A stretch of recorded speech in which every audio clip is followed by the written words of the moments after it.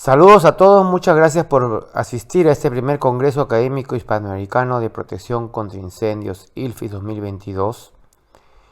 La clase que me toca desarrollar el día de hoy tiene que ver con la pregunta: ¿son costosos los sistemas de rociadores? La trazabilidad de los rociadores en las edificaciones de Latinoamérica. Para resolver esta pregunta vamos a desarrollar algunos mitos. Básicamente lo que buscamos es saber qué tan costosos realmente son los rociadores y por qué existe tanta resistencia en Latinoamérica para su implementación en los proyectos y en general en los riesgos. Básicamente, el primer mito que voy a desarrollar es si los rociadores realmente necesitan grandes volúmenes de agua para operar satisfactoriamente. Bueno, es bien conocido por los que tratamos un poco el tema de la dinámica de incendios, que los incendios crecen en función del tiempo a una tasa cuadrática que está relacionada con la velocidad de crecimiento, ya sea un crecimiento leve, mediano, rápido, ultra rápida, lo que me da un coeficiente, ¿no? Un coeficiente y básicamente un tiempo en el cual se va a alcanzar 1055 kilowatts de energía.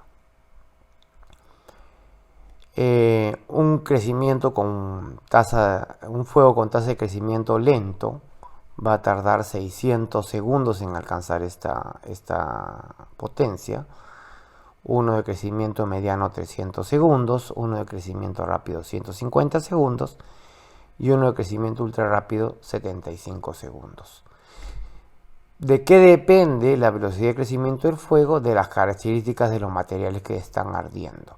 Esta es una forma de modelar el comportamiento del fuego a lo largo del tiempo, medido en potencia, tiempo. Entonces tenemos un fuego lento, es un fuego que crece lentamente y alcanza a los 600 segundos esta potencia que básicamente viene de un BTU por segundo, 1000 BTU por segundo, 1055 kilowatts. El fuego de tasa de crecimiento media llega a ese punto en únicamente 300 segundos, este en 150 segundos y este en 100. ¿Qué es lo más importante de este análisis? Que el tiempo es una variable importantísima para poder extinguir un incendio. Todo incendio comienza siendo muy pequeño. En este punto convergen todo tipo de incendios. En el punto en que no hay calor que produzca potencia de incendio y que produzca requerimiento de extinción.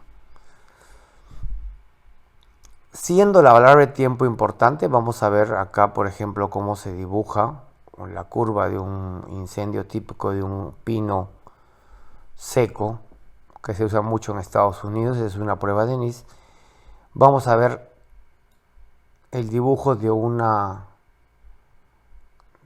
crecimiento de un fuego muy rápido, ¿no? Acá vamos a ver cómo se va dibujando la curva en el tiempo potencia que genera este pino seco.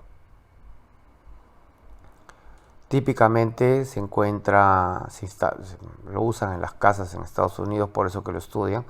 Miren cómo alcanza 1055 watts en tan solo 15 segundos. La rapidez, o bueno, más o menos, sí, pues unos 10 segundos o por ahí un poquito menos.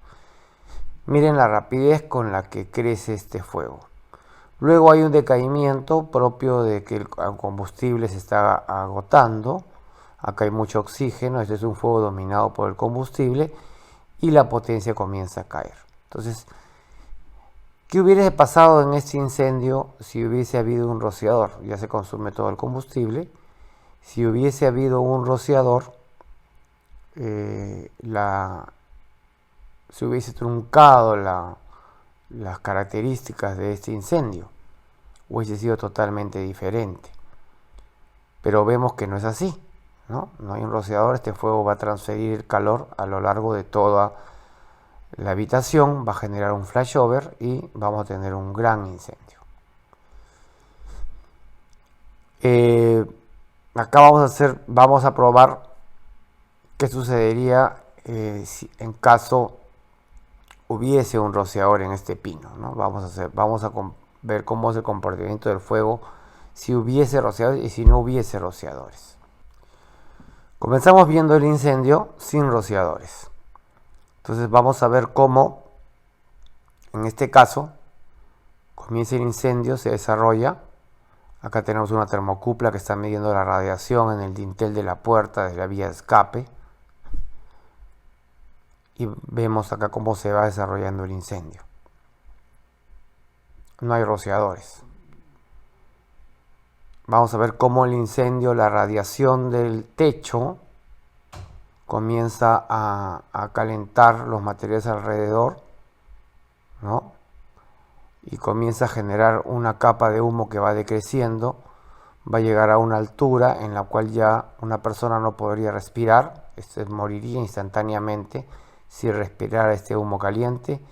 Miren cómo la pirólisis comienza a afectar rápidamente al mueble y el mueble entra en combustión y se produce el flashover. Este ambiente es insostenible para una persona que pudiera estar acá, en este ambiente. Veamos ahora, ¿no? Miren la potencia, como la radiación ya completamente involucra, la deflagración involucra totalmente la habitación en llamas. Veamos ahora qué sucede con un rociador. Un rociador con 9 galones por minuto. Un rociador muy por debajo de lo que diseñamos normalmente. Esto sería un rociador con muy poca carga calórica. Se activa el rociador, se abre y el fuego comienza a contenerse únicamente en la zona del árbol. El agua comienza a premojar el mueble, premojar la mesa, actuar sobre el material que está generando mucha potencia. Por supuesto que no lo puede apagar. La capa de humo se mantiene en la parte a más o menos 1 metro, 1,50 m, no baja más, y el fuego no pasa incluso acá se ve la lámpara prendida, ¿no? Ni siquiera afecta a la lamparita.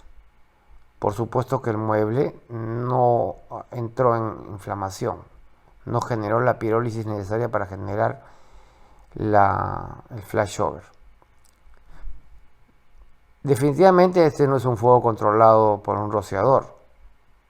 Es un fuego que se mantiene. Lógicamente una tasa de 9 galones por minuto con una potencia tan fuerte, no se podría afirmar que el ambiente sea sostenible a las personas. Estamos considerando una condición muy extrema.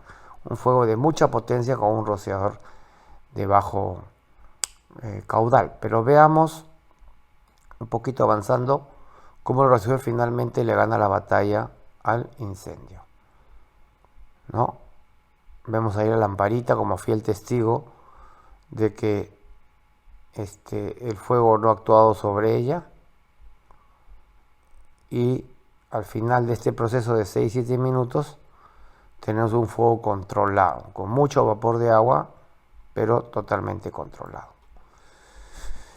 Entonces, lo que este experimento de Nice nos hace ver es que incluso en condiciones de crecimiento extremo del fuego, un fuego de altísima velocidad de propagación, ¿no?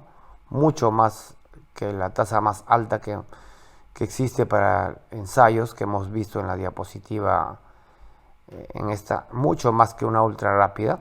Pueden ver que acá la ultra rápida es a los 75 segundos y esto sucede mucho antes, como vimos en este video de acá. A pesar de eso, con 9 galones, con un rociador de únicamente 9 galones por minuto, que es casi la mitad de lo que descarga un rociador a su mínima estándar, a su mínima presión posible, que es 5.6 cada estándar a 7 psi, que nos daría casi como el doble de 9 galones por minuto. Este rociador pudo evitar el incendio, el flashover y limitar la propagación del fuego a los otros objetos. La velocidad máxima de emisión de calor, según los estudios, fue 1.8 megawatts de energía, 1800 kilowatts. Pueden verlo en la curva anterior hasta donde está llegando. Por supuesto que se excedió de los 1055 kilowatts de crecimiento. El daño térmico se limitó a las áreas del árbol de Navidad, paredes y techos adyacentes al árbol, pero la mayoría de los muebles de la habitación no se encendieron y la lámpara sigue funcionando después del experimento del fuego. Hay una pequeña porción del sofá en contacto con el árbol que se encendió, pero la propagación del fuego al sofá se limitó a ese pequeño espacio inicial y fue extinguido por el rociador en tan solo 3 minutos y 30 segundos. Por el contrario, el experimento de la sala que no tenía rociadores generó una tasa de liberación de calor posterior al flashover de más de 6000 kilowatts y todos los muebles de la habitación se encendieron. Entonces, acá vemos que el tiempo juega una variable fundamental para el control del incendio y por eso el rociador es tan importante, porque actúa en su etapa inicial. Y eso lo demuestran las estadísticas. ¿Qué dicen las estadísticas? Primero, las estadísticas, esta es la última versión hasta el 2019, que se llevan en los Estados Unidos, nos dicen que los rociadores son 88% efectivos para combatir los incendios y controlarlos. Y las veces que fallaron, 12%, fueron primero porque fallaron al operar, es decir, nunca abrieron, nunca funcionaron, o tan solo 4% de los que abrieron, de estos 88%, no fueron efectivos. Es decir, es muy baja la probabilidad de que un rociador abierto no apague un incendio. Más está asociada la probabilidad a que falle el sistema de rociadores y el rociador no abra. La efectividad en las viviendas, en cambio, mejora bastante, notablemente. O sea, esto baja 3%, esto baja 5%. Es decir, la efectividad en viviendas, esta es la efectividad general, únicamente en viviendas es 92%, 4% más que esto. Recuérdense que la vivienda americana es muy combustible, a diferencia de nuestras viviendas. Y entre las razones por las cuales los rociadores fallaron, ¿no? Nunca abrieron, este 8%, siempre, como muchos de ustedes saben o deben saber, la causa principal es que la válvula estuvo cerrada, el sistema estuvo cerrado. Otras causas probables que redondean este 100% es una intervención manual al sistema, alguien que decidió cortar el agua, el flujo de los rociadores, falta de mantenimiento, el sistema no fue adecuado para el tipo de riesgo, de repente se usó tubería seca o tubería húmeda y estuvo congelado, por ejemplo, o estuvo mal diseñado, o algún componente estuvo fallado. Y entre las razones por las cuales el rociador, a pesar de haber abierto, fue inefectivo, la principal es que el agua no alcanzó el fuego. Otras razones es que no se descargó suficiente agua, que hubo un componente dañado, que el sistema fue inapropiado para el tipo de riesgo, falta de mantenimiento e intervención manual. Vemos que en todas estas causas de falla es básicamente todas humanas. El rociador en sí no tiene problemas, el problema es la intervención humana en el sistema de rociadores, por falta de mantenimiento, porque cerraron la válvula, porque la dejaron cerrada, porque hubo mal diseño, no hubo una trazabilidad del sistema en el tiempo. Y fíjense cuáles son las dos variables que más ataca la NFPA.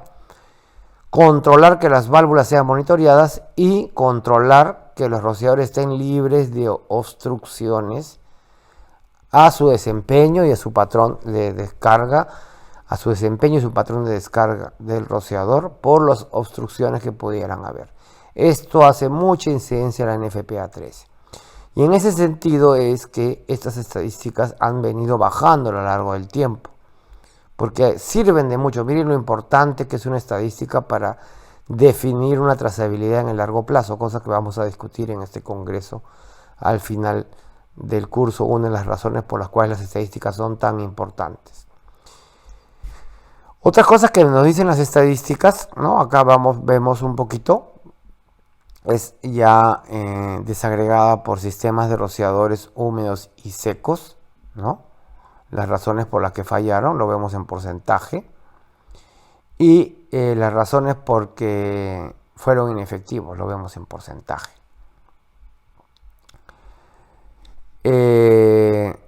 Y aquí tenemos los porcentajes de rociadores en los cuales los rociadores fueron, porcentaje de incendios en los cuales los rociadores fueron inefectivos por número de rociadores que operaron. Miren, qué interesante. El 98% de los incendios se apagaron con un rociador y solo 2% no fueron efectivos cuando ese rociador se abrió. A medida que va aumentando el número de rociadores abiertos, 95 rociadores, en este caso 95% de rociadores operaron, 5 fallaron. 92, 8% fallaron. 93, 7% fallaron. Y la efectividad va decreciendo a medida que se abren más rociadores. Es decir, el sistema perfecto es el que tiene mayor oportunidad de operar, de apagar el incendio cuando un único rociador se abre. A medida que se comienza a complicar la escena del incendio, comienza a aumentar la probabilidad de que el sistema falle. Y llega a un 16% cuando se abre más de 11 rociadores. Es decir, la filosofía del sistema contra incendios, y esa es la consecuencia de lo que va la pregunta, ¿por qué se necesita tanto caudal para apagar incendios? Es que en realidad el objetivo de los rociadores al 98% es tan solo apagar el incendio con un único rociador. Y esto es válido para todos los riesgos, ¿no? Otro importante dato de la estadística es la cantidad de muertos por cada 1000 incendios. De 7 muertos por cada 1000 incendios contra 0.7 muertos por cada 1000 incendios cuando hubieron rociadores instalados.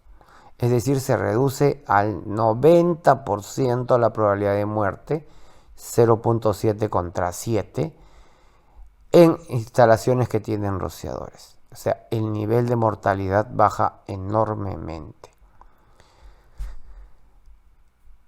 Y en resumen, lo que nos dicen las estadísticas es que solo un rociador se activó en el 80% de los incendios en los que un sistema de rociadores de tubería húmeda estuvo instalado. 97% de los incendios fueron controlados con menos de 5 rociadores y 99 con menos de 10. Y normalmente diseñamos alrededor mínimo de 12 para riesgo ordinario, mínimo de, a veces con respuesta rápida vamos a ver que se puede llegar a menos, pero en ningún caso menos de 5 rociadores, ¿no? Miren acá el número de sprinkler que operaron por tipo de incendio, ¿no? Con un rociador únicamente en el 80% de los incendios.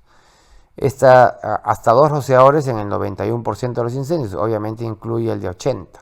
O sea, 11% de los incendios del sistema de tubería húmeda requirieron un segundo rociador.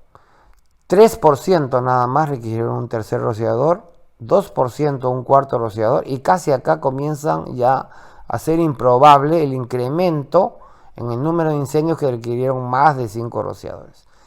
De 5 a 10 rociadores solo 2%, y de 4 a 5 solo 1.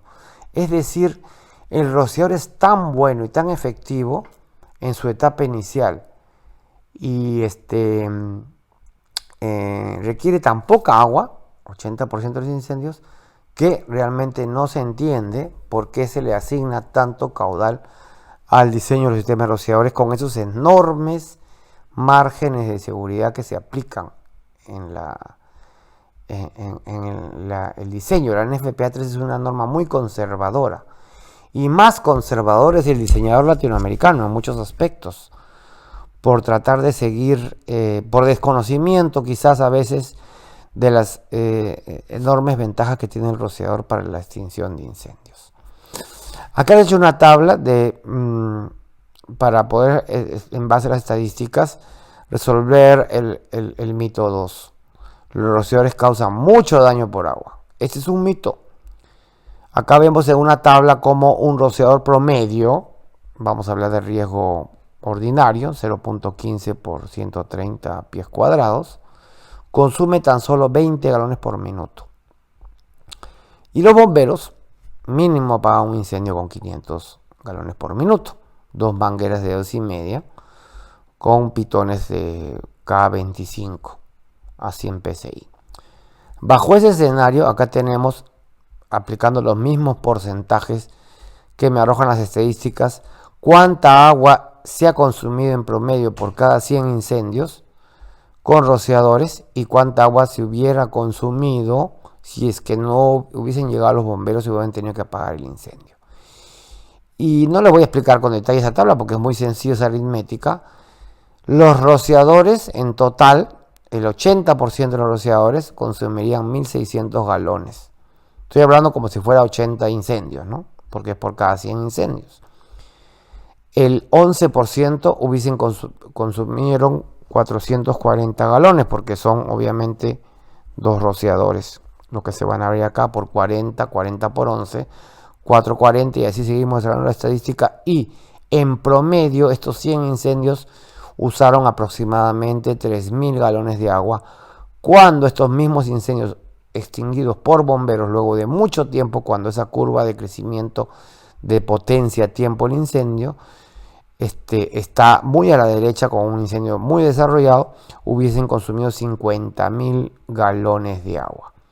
Es decir, los rociadores en promedio consumen 5.88, vamos a decir 5%, 6, de lo que consumen las mangueras. Veamos cuánta agua necesitan los bomberos para apagar un incendio. Miren este incendio de alta carga calórica y miren lo ridículo que puede ser esa descarga de esa manguera contra ese incendio tan poderoso. Acá los bomberos, lógicamente con la tecnología americana que tienen los bomberos para apagar incendios, hacen una comparación en un ataque manual con una manguera de 250 galones, probablemente tenga, con un disparo de un monitor de 500 galones. Ahí tienen un ataque ya con chorros de gran caudal y ahí es la única forma que tienen de extinguir el incendio. Dos chorros de monitor, probablemente alrededor de los 350, 400 galones cada uno. Eso es un monitor, ya no es el pitón manual. Y recién en esas condiciones pueden apagar el incendio. Eso es lo que sucede cuando no hay rociadores y se deja crecer el fuego y se hace incontrolable. Entonces vamos viendo acá otro video donde miren este incendio, cómo lo apagan con un chorro de un monitor. La enorme cantidad de agua que se necesita para apagar el incendio. Nuevamente estamos viendo casas americanas de madera, todo lo que sea, pero un poco esto sucede no tan grave en nuestra realidad, pero tenemos incendios de gran envergadura, no solamente por vivienda, ¿no? Vamos viendo acá el Bliss Attack, miren la cantidad de agua que hay que lanzar cuando el fuego sale de control. Acá vemos el incendio en el Perú de las Malvinas, estos chorros de adorno, porque no hacen nada, más que nada chorros para la prensa, para que la prensa vea que están trabajando. Este fuego no lo apagaron los bomberos, ese fuego se apagó solo. Era imposible, miren estos chorros. Este incendio costó 3 o 4 días para que se extinga solo en realidad. O sea, el agua no le hace nada al incendio. Cuando este incendio se hubiese apagado, que duró 3 días, con tan solo el primer rociador abierto. Máximo 2, 3, de repente 5, 10, pero no hubiese llegado a estas condiciones.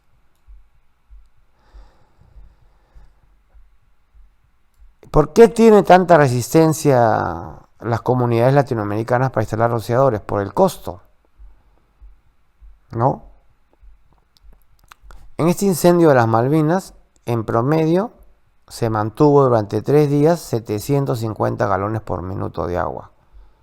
se consumieron más o menos en esos 3 días, haciendo un cálculo estimado, 12.000 metros cúbicos de agua. El costo aproximado del agua de los hidrantes es de $1 el metro cúbico, pero además el costo aproximado del agua en cisternas o tanques que vinieron a apagar ese incendio, porque la costumbre peruana, por sus malas redes públicas y seguramente en otros países sucede lo mismo, es traer agua en camiones, el costo se eleva al triple, porque esa agua que se transporta al incendio a través de cisternas o tanques. Y si asumimos que más o menos, como lo tengo como una estadística de lo que conté el día del incendio, pues soy bombero, 40% del agua se sacó de tuberías y 60% se sacó de cisternas, de tanques que vinieron trayendo agua, camiones cisterna. Es decir, más o menos en agua este incendio costó a la ciudad de Lima $27.000. Lo que hubiese costado la bomba contra incendios que no tuvo este centro comercial. Y probablemente hubiese alcanzado para la inversión inicial en el cuarto de bombas y la red troncal de la edificación, al menos. Se costó $27.000. El tercer mito está relacionado con que los rociadores requieren mucha presión de agua para operar, y lo que todos sabemos, o muchos de ustedes deben saber, es que un rociador únicamente necesita 7 psi para operar, una columna de agua de 4.9 metros. En teoría podríamos alimentar a los rociadores hasta con un tanque que esté por encima de los 5 metros, más las pérdidas de presión por fricción, obviamente, probablemente sea un poco más de 10 metros. Entonces es totalmente viable colocar rociadores por gravedad. Y lo más importante es el patrón de descarga de los rociadores. El patrón de descarga de los rociadores me ha demostrado, y esto lo podemos ver con más detalle acá, que los rociadores se comportan muy bien con presiones bajas.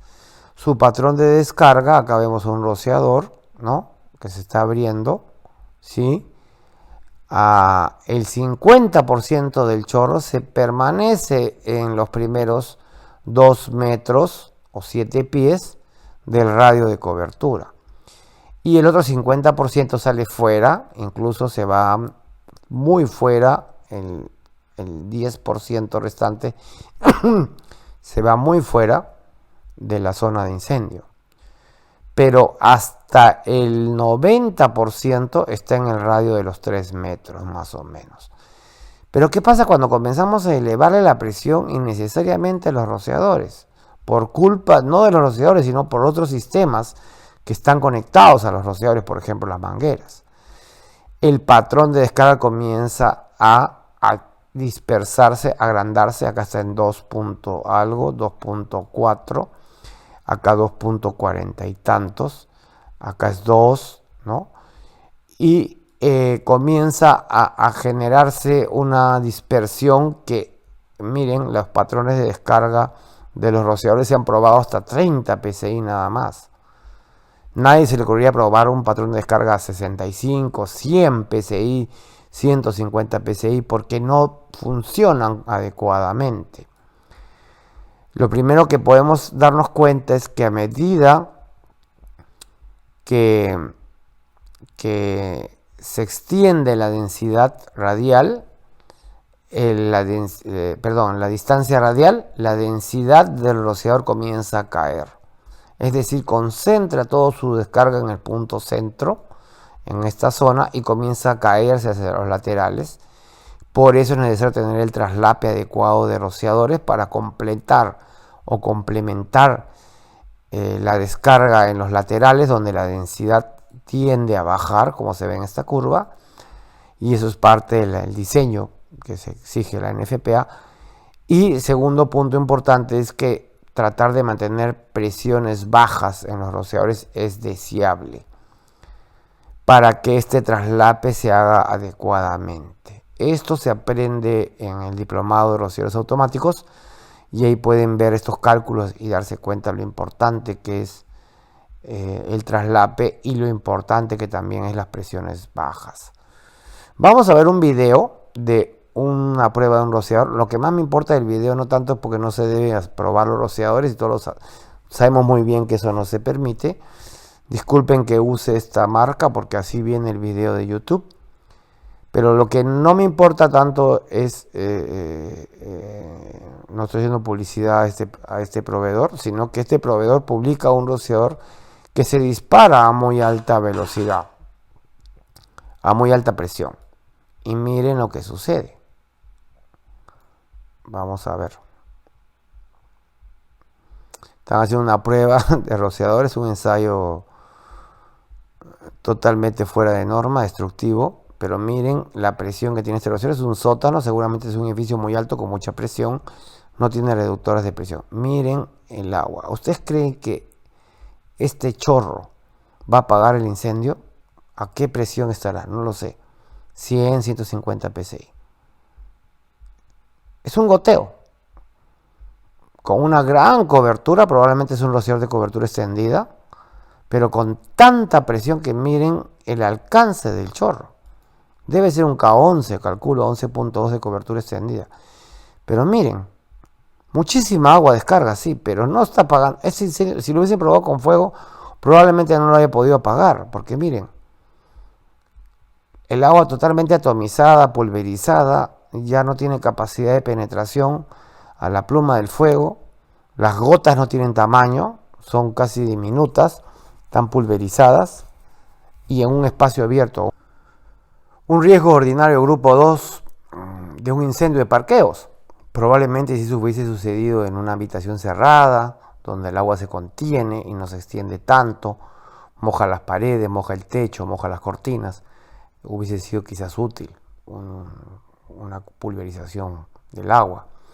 Pero en un fuego de un riesgo alto, ordinario grupo 2 o alto grupo 1, el agua pulverizada es la peor solución. Lo que queda claro con esto es que no es mejor mayor presión. La mayor presión lo que hace es, aparte de encarecer la instalación, que es el motivo de esta charla, provoca un patrón ineficiente para extinguir los incendios. Entonces, ¿cuál es el gran problema? Que combinamos los rociadores con otros elementos que le dañan la característica del rociador para extinguir incendios. Y ahí viene el mito 4. Los rociadores requieren grandes bombas contra incendio para funcionar, ¿no?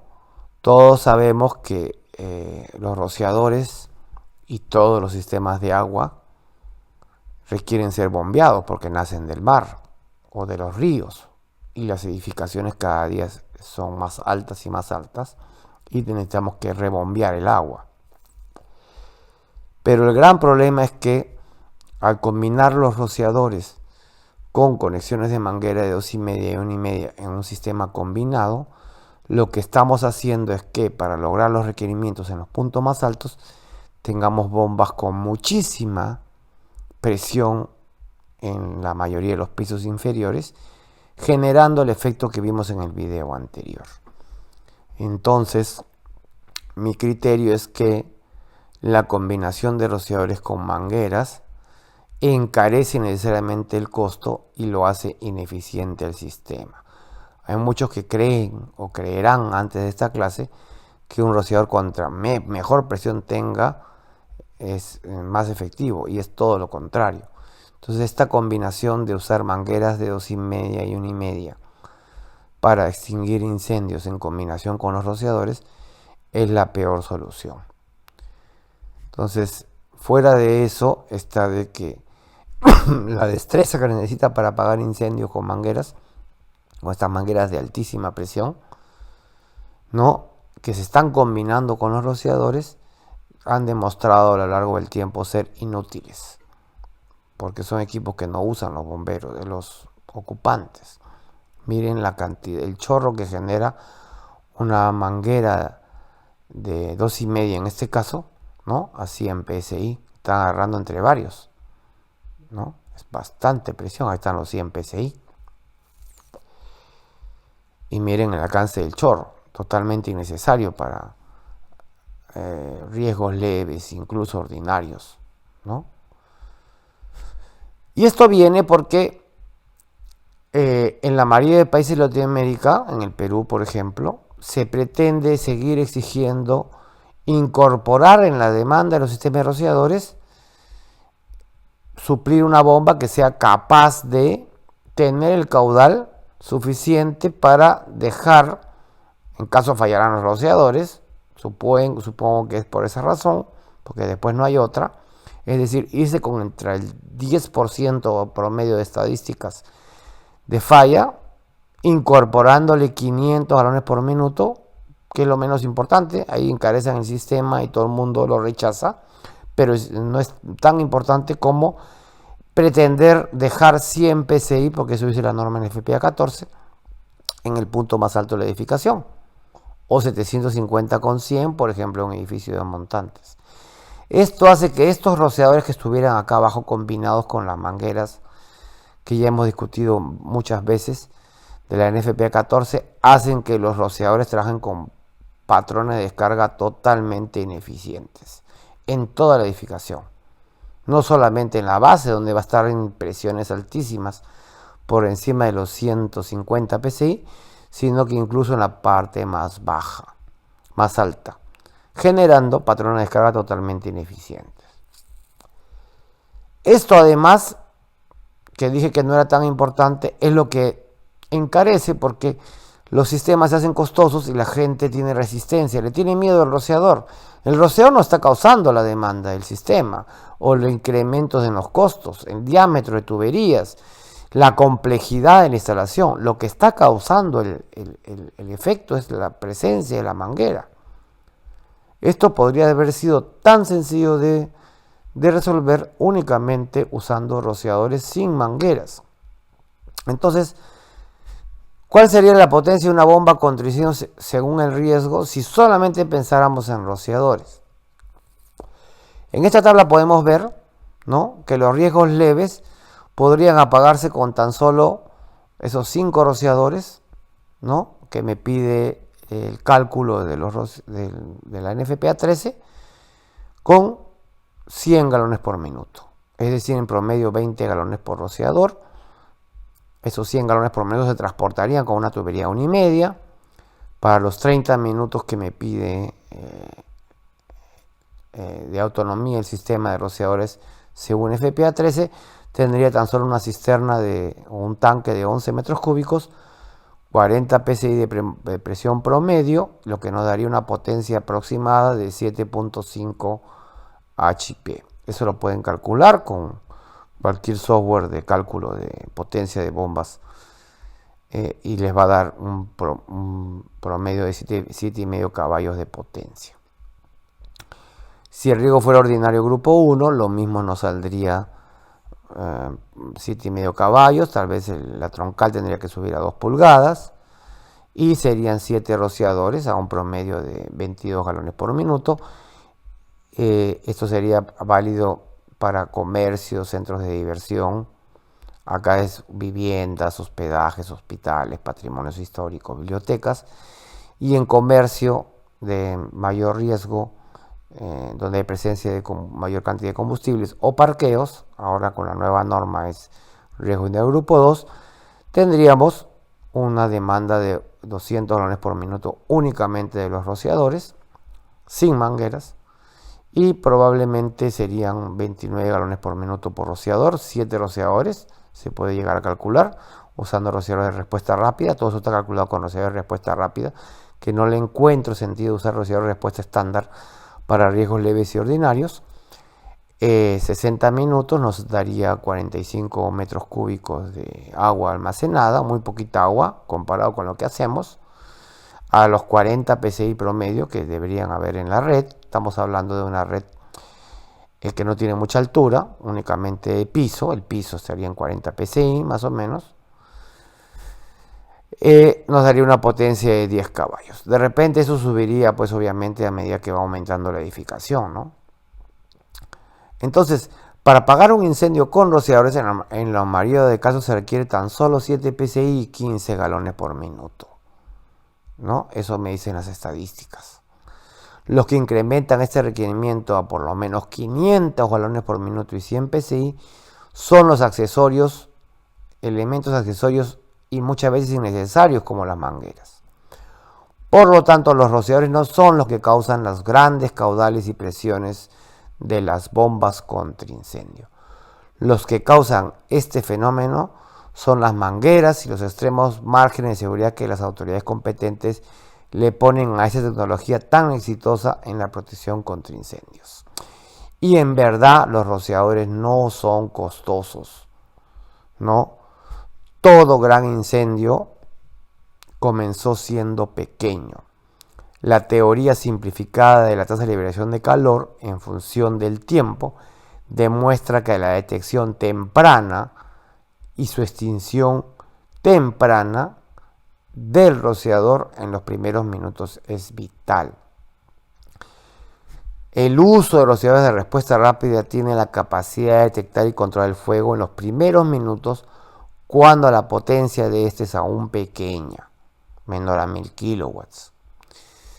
Las estadísticas que hemos visto en esta clase han demostrado que los rociadores por sí mismos, sin la ayuda de otros sistemas o de la intervención humana, han sido efectivos para controlar el 90% de los incendios que han sido instalados.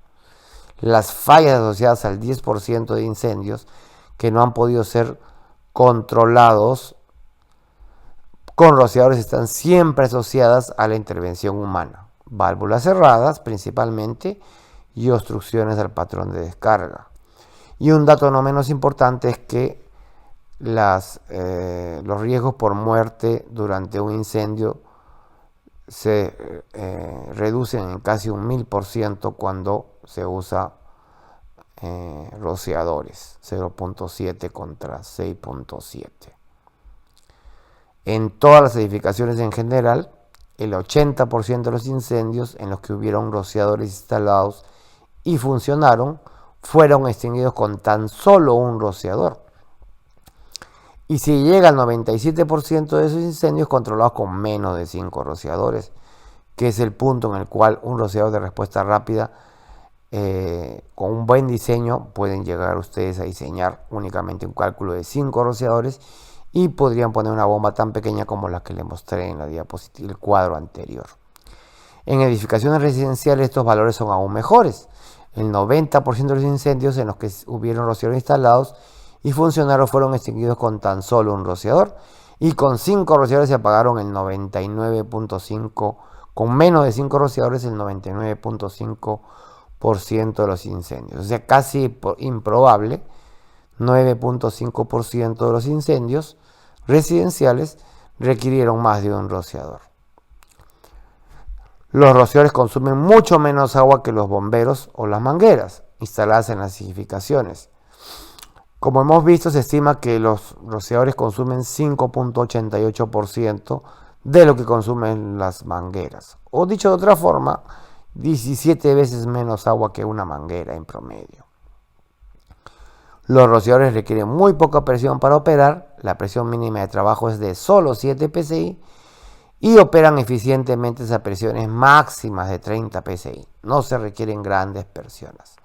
Más bien grandes presiones. A partir más bien de 30 psi, el comportamiento del patrón de descarga del rociador comienza a generar chorros y tamaños de gotas que se dispersan demasiado del fuego, generando patrones poco eficientes.